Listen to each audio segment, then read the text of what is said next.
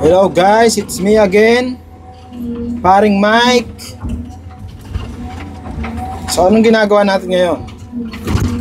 Ito ay para sa mga nasa Pinas na baka sakaling maligaw kayo rito sa New Zealand. Madali lang itong trabaho na to, kaya lang syempre pag hindi kayo familiar. Halimbawa, sinabi ng bisor nyo sa briefing sa umaga, o ikaw, Poncio Pilato, kunin mo yung 20 tonner, i-sealed off mo yung clay, yung mga stockpile. So sealed off meaning medyo maglalaro na sa isip mo yun. Baka nga ganito yun. Ito. Pero syempre mahirap manghula.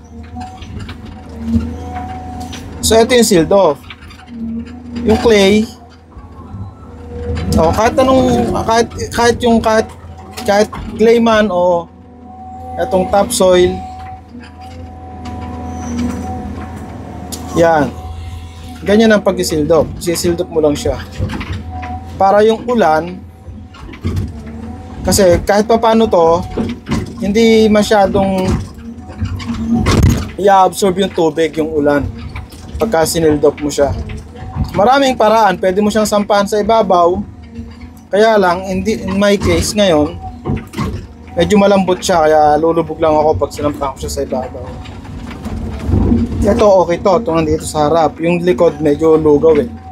Kaya napagdesisyonan ko na ganito na lang. Pero mas maganda ko irasampahan mo siya.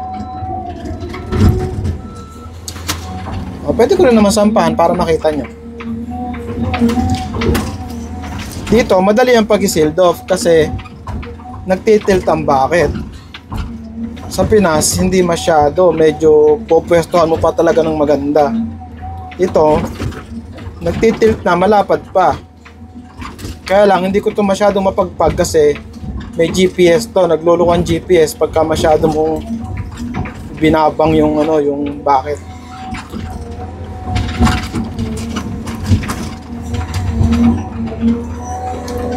So diba, malaki yung pagkakaiba. Tingnan mo, pag na-sealed off siya,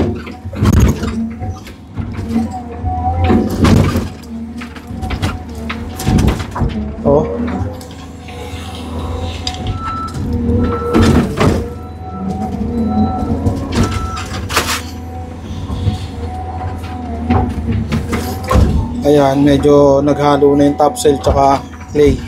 Pero okay pa yan, good spot.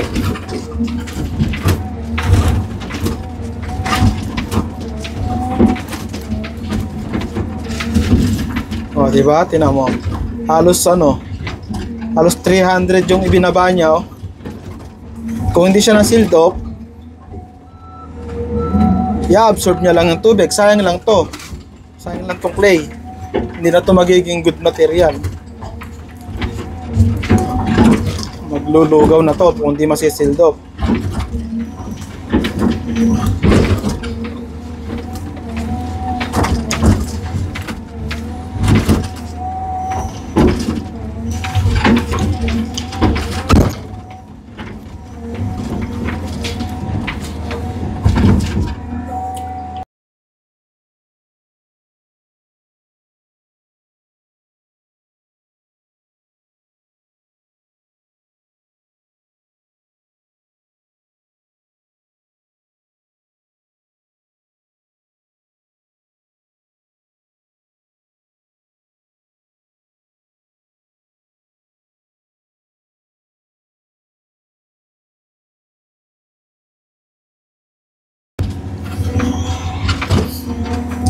So ayun, ganyan lang siya, sealed off na.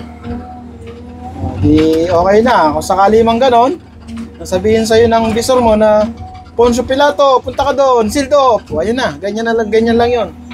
Depende na lang sa'yo kung paano mo gagawin. So eto lang siya, sealed off mo lang, para pag umulan hindi niya masyadong i-absorb yung tubig. So ayan. Alright guys, so eto muli ang inyong Paring Mike na nagsasabing keep shining, keep smiling. See you guys on the next vlog. Bye-bye! Woo!